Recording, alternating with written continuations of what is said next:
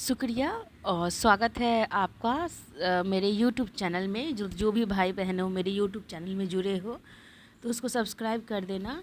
और ये कहानी है मेरी कहानी मेरी ज़ुबानी भीमराव अंबेडकर साहब जी की। और ये कहानी है एक पुस्तक की जिसका नाम है मेरी कहानी मेरी ज़ुबानी। और इस वीडियो को ज़रूर देखना शुरू से लेकर अंत तक।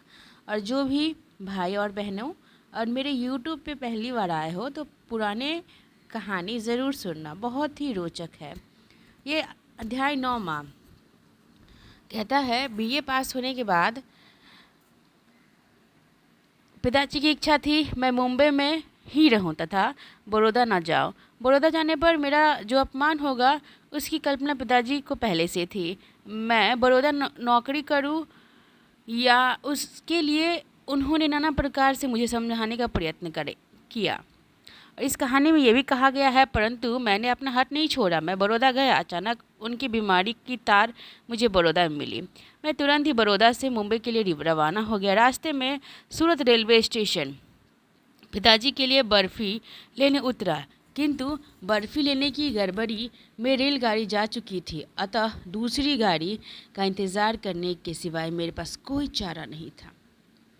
जिसके कारण मैं दूसरे दिन विलम्ब से पहुंचा। घर आकर देखा तो पिताजी मरणासन अवस्था में थे। और यहाँ पे ये भी कहा गया, सारे लोग शैया के आजू बाजू चिंतातुर बैठे हुए थे और वह दृश्य देखते हुए मेरा हृदय भर आया।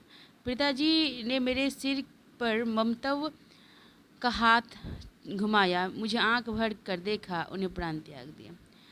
केवल मुझे देखने के लिए ही उन्हें प्राण अटके थे। सूरत में उतरने के कारण मेरे पिताजी से पहले नहीं मिल सका और मुझे इसका बहुत पश्चाताप हुआ। तो मेरे प्यारे दोस्तों, ये अध्याय 9 था। और जो लोग मेरे यूट्यूब चैनल को नहीं देखे हो, यूट्यूब चैनल को देखना और सब्सक्राइब करना। मैं आप लोग का तहे दिल से शुक्रगुजार करना चाहूँगी कि मेरा चैनल आज तक इतना पहुँचा है। और ये है सबका सपोर्ट, ऊपर वाले का आशीर्वाद, वो हमेशा ही रहेगी। सबका सपोर्ट, सबका आशीर्वाद और ऊपर वाले का तो सर्वोपरि सर्वश्रेष्ठ आशीर्वाद। आप लोग इसको रोज़ देखिए, रोज़ जुड़िए। और रोज़ देखने और रोज़ जुड़ने के लिए आपको एक काम करनी होगी, वो होगा बेल आइकन को आप प्रेस कर दीजिए। जैसे ही आप बेल आइकन को प्रेस करते हो तो आपको एक नोटिफिकेशन मिलती है आगामी मिलने वाली जितने भी वीडियो हम अपलोड करते हैं, तो उसकी नोटिफिकेशन आपको ऑलरेडी मिल जाएंगी। जितनी भी जानकारियाँ मेरे परिवार यूट्यूब परिवार पे दी जाएंगी तो आपको नोटिफिकेशन मिल जाएगी। तो आप यूट्यूब को सब्सक्राइब करिए, शेयर करिए, बेल आइकन को प्रेस करिए। और मैं ये भी कहूँगी कि शिक्षा को तवज्जो दीजिए। और शिक्षा सब कुछ है।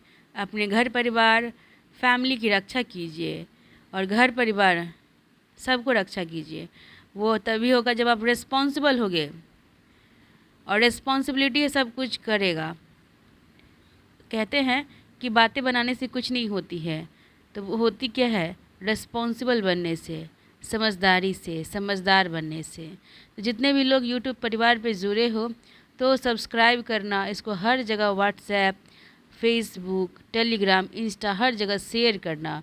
और शेयर करने का हमारा एक ही उद्देश्य है कि शिक्षा को प्रायोरिटी देना, शिक्षा को प्रायोरिटी देना और सिर्फ़ शिक्षा को प्रायोरिटी देना। अगर तुम शिक्षित हो तभी तुम कुछ कर पाओगे, और बिना शिक्षा के कुछ नहीं कर पाओगे। शिक्षित इंसान ही सब कुछ करता है। और शिक्षित से मतलब होता है कि समझदार, कुशल, निपुण और बहुत योग्य व्यक्ति। कुशल निपुण से मतलब ही होता है बहुत योग्य व्यक्ति। और मैं ये भी कहूँगी कि आपका परिवार बरकत करेगा। आप पढ़े लिखे हो तो बाल बच्चा को पढ़ाओ, खुद पढ़ने की ज़्यादा उत्सुकता जगाओ।